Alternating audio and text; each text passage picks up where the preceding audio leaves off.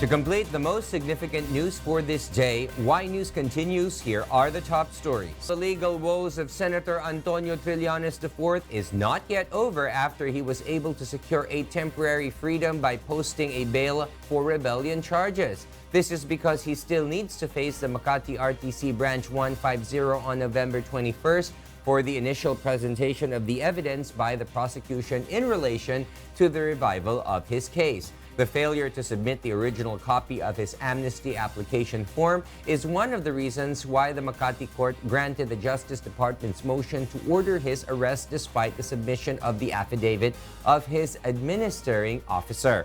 Some law experts believe Trillanes can still bring this matter up before the higher courts because the Makati court's decision was just a product of initial findings and both sides still have the chance to prove their arguments during the trial proper. Pwede niyang questionin ito sa pending na kaso sa Supreme Court. Kasi pwedeng sabihin niya na dapat may urgency na i-resolve. Tama ba o hindi tama si Presidente Duterte sa pag-issue niya ng Proclamation 572. Or number 2 naman, pwede mag-file si Senator Trillanes ng panibagong kaso, perhaps sa regional trial as a Court of Appeals, upang questionin naman yung pag-i-issue ng judge ng warrant of arrest. Alam mo naman, usually in judicial proceedings, there are preliminary findings. No? Like in a criminal case, the judge makes an initial determination of whether there is probable cause, which is the basis for the issuance of the warrant of arrest. Pero that finding does not prejudice a fuller conclusion that he reaches after the trial. The Philippine Army believes it was able to thwart another Red October movement aimed at destabilizing the government and ousting President Rodrigo Duterte after raiding an alleged safe house of the New People's Army in Teresa, Rizal. On Tuesday, the military and operatives from the National Bureau of Investigation, or NBI, stormed a coral farm in Sitio Dalig, believed to be frequently visited by top NPA leaders in the area based on their surveillance. The operation yielded high-powered firearms and the arrest of 8 individuals, including Armando Lazarte, alias Pat o Romano, the secretary of the NPA's Sub-Regional Military Area 4A, and Tirso Alcantara, alias Bart, the former commander of the NPA Terrorist Regional Unit Guerrilla. In other news, the Philippine National Police reports that the number of drug suspects killed under the government's war on drugs has reached over 4,800. Based on the data released on Wednesday, these suspects were killed in legitimate anti-drug operations from July 1st, 2016 to August 31, 2018. 223 drug dens and 13 clandestine laboratories were also raided, including the one in Pasay City, which yielded around 500 million pesos worth of illegal drugs. More than 500 officials and employees of the government were also arrested in separate operations, while 8,400 villages across the country have been cleared from drugs. We're gaining a lot of grounds in terms of the positive impact of our relentless and chilling campaign against illegal drugs. It has a positive impact on the crime situation in our country. Authorities have begun the process of DNA sampling of the victims' kin to speed up the process of identifying and claiming the bodies in the landslide-hit Itogon, Benguet. The burial assistance for relatives of those who are still missing is also now being processed by the Department of Social Welfare and Development in Cordillera. Authorities have also declared that the operations in Itogon will now be shifted to search and retrieval operations. Siguro dapat si DSWD ay harapin mo na yung pamilya na naghihintay dyan. Ito na yung community counseling. Siguro harapin na, sabihin na wala na hong pag-asang makitang buhay pa yung inyong mga kamag-anak. Ito na siguro kung meron kayong mga counselors dito na pwedeng magbigay ng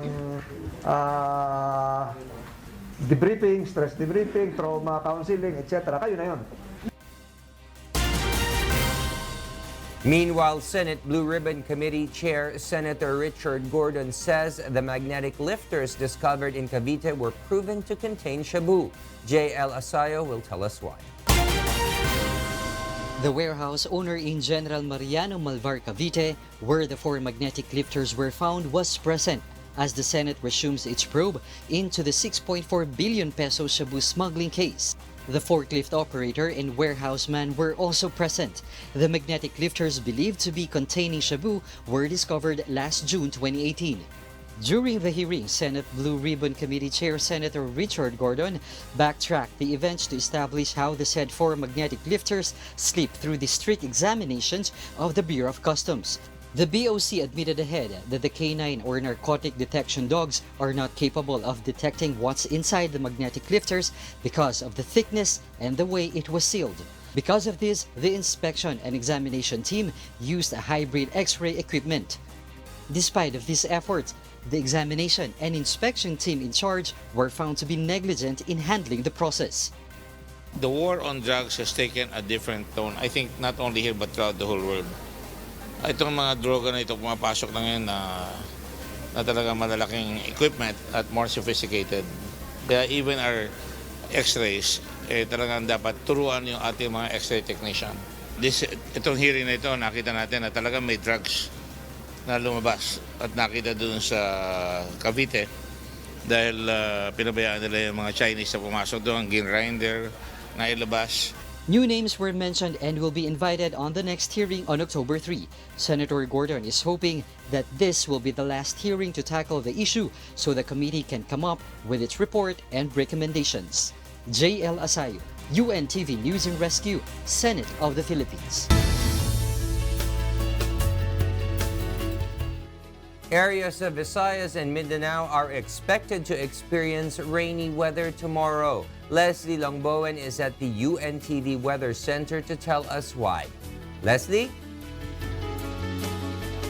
Yes, good evening. Typhoon Paeng has reduced its strength and continues to move slowly northward.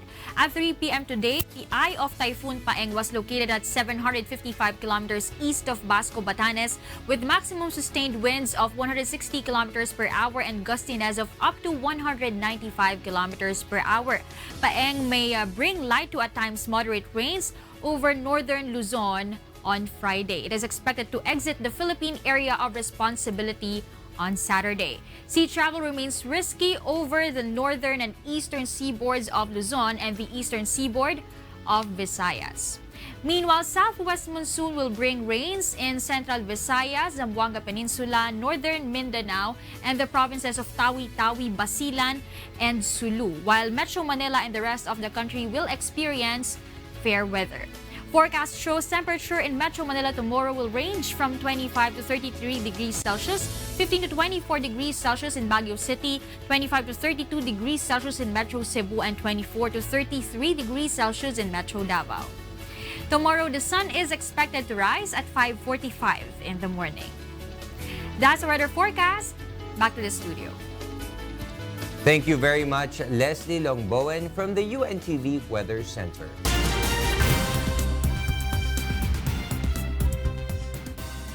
And for the news abroad, here's Stephanie C. live from Hong Kong. Stephanie, good evening. Good evening, William. A judge has called Bill Cosby a predator and sentenced him of up to 10 years in prison for sexual assault. Cosby's legal team, however, believes the former celebrity comedian has been denied his right to a fair trial. Kat Carriero tells us why. Bill Cosby was marched out of court in shackles on Tuesday after a judge branded him a predator and sentenced him to between 3 and 10 years in prison for sexual assault, capping the downfall of the once beloved comedian known as America's Dad.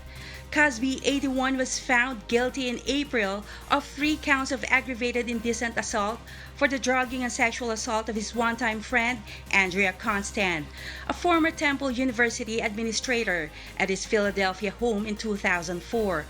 He is the first celebrity to be convicted of sexual abuse since the start of the #MeToo movement.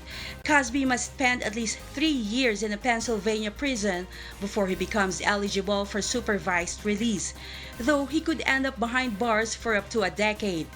Montgomery County Court of Common Pleas Judge Stephen O'Neill ordered Cosby to be jailed immediately, denying Cosby's request for bail while lawyers appeal the conviction. Cosby's spokesperson Andrew Wyatt took the time to rail against Judge O'Neill. I have noticed that a number of accusers also produced it, and I believe that AC and Judge O'Neill conspired with this. O'Neill also fined Cosby $25,000 and ordered him to pay the costs of the prosecution. There was no visible reaction from the disgraced entertainer as he learned his fate. O'Neill also decided to designate Cosby a sexually violent predator under Pennsylvania law. Cosby has denied any wrongdoing. Asked if he wanted to address the court with a statement before sentencing, Cosby declined through his lawyers. His lawyers had asked that Cosby be placed under house arrest, citing his age and frailty. More than 50 women have accused Cosby of sexual abuse going back decades, with most complaints too old to prosecute. The Constant case was the only allegation that led to criminal charges. Kath Carriedo, UNTV News and Rescue, USA. A man who fled to California from Texas after being questioned in the disappearance of two Houston relatives has been arrested in Los Angeles. Beverly Saison tells us why. Ramon Escobar, the man who left Texas for facing interrogation in Texas for the disappearance of two Houston relatives, has been captured by the authorities on suspicion of committing 7 bludgeoning attacks, 3 of them fatal in the Los Angeles area this month. 47-year-old Escobar faces 3 counts of murder and 4 counts of attempted murder in a case investigators in Los Angeles and the adjacent beachfront city of Santa Monica are preparing to present to the Los Angeles County District Attorney's Office. Los Angeles Police Department Captain William Hayes says Escobar was originally from El Salvador and applied for and was possibly granted asylum in the United States. It also indicates that he was a previously deported felon. I don't know what the specifics of that are, but I do know that that was the case. He served 5 years in state prison in Texas from 1995 to 2000 on a burglary conviction and was arrested on suspicion of assault and criminal trespass in Texas during the past 2 years. Police say 6 of the 7 victims Escobar is accused of attacking in Southern California were homeless men, and all appear to have been bludgeoned in the head while they slept outdoors. A baseball bat recovered from Escobar's car and a pair of bolt cutters found at the scene of one of the attacks were identified as the weapons he used. The police captain says Escobar was apparently homeless himself and that robbery was the suspected motive for the attacks, which the police captain called crimes of opportunity. He's a violent predator. Escobar was jailed without bond in Santa Monica following his arrest there on Monday, shortly after the latest attack. It was not clear if he had an attorney yet. Beverly Saison, UNTV News and Rescue, San Diego, USA. A teenager from Indonesia survives at sea while he drifted in a floating fish trap for 49 days. Kath Dumaraos tells us why. An Indonesian teenager who looked after a fishing hut survived for 49 days at sea by cooking fish over wood taken from his vessel. Aldi Novel Adilang was tending the hut 125 kilometers off the Indonesian coast in mid-July when heavy winds caused its moorings to snap, casting the teenager adrift. The 18-year-old from the Indonesian island of Sulawesi worked on a rompong, a floating fish trap without any paddles or engine. His job had been to light the rompong's lamps, which are designed to attract fish. Every week, the teenager would be brought fresh supplies of food, water, and fuel by someone from his company who would come to collect the fish. When heavy winds hit Aldi's rompong, he only had a limited amount of supplies left, so he caught fish and cooked it by burning its wooden fences. Aldi has also his own way to keep himself hydrated in the middle of the sea. After the rafts that I used snapped from the floating fish traps, I still had water to drink for about a week. Then I drank water by squeezing it from my clothes, which were from the seawater, because it was impossible to drink seawater directly. He says his solar-powered radio allowed him to provide information to passing ships, but 10 had sailed past, but no one stopped to help. And when time comes that he feels like giving up, Kalau kita pikiran ang kita sunya maku dapat yang saudara-saudara semua. During that time, I was always thinking of being able to reunite with my brothers and family. But sometimes stupid thoughts also appeared in my head, like trying to kill myself. But those thoughts were lost in the hope that a ship would find me. I started reading the Bible and sang spiritual songs because on my raft, I brought a copy of the Bible with me. Gurhani kan dira itu kita bawa Alkitab dari rumah, jadi selama anyor tu dia baca Alkitab, you know. On 31st August, Adilang sent an emergency radio signal upon seeing the MV RPA Joe nearby. He was picked up by the Panamanian vessel off the waters of Guam. The captain of the vessel contacted the Guam Coast Guard, who instructed the crew to take him to Japan, the ship's destination. Adilang arrived in Japan on 6th of September and flew back to Indonesia 2 days later, where he has now been reunited with his family. Kat Dumaraos, UNTV News and Rescue. And those are the news from the other parts of the globe. Back to you, William. Thank you very much, Stephanie C. And all of us here at the studio would like to greet you a very happy birthday.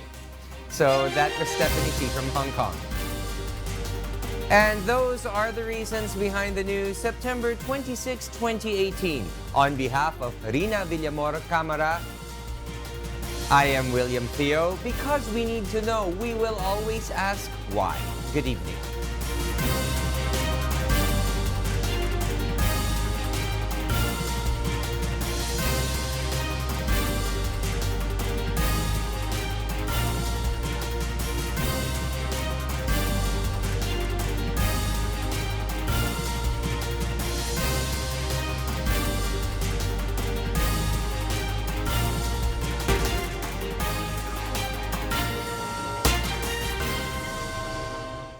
UNTV, your public service channel.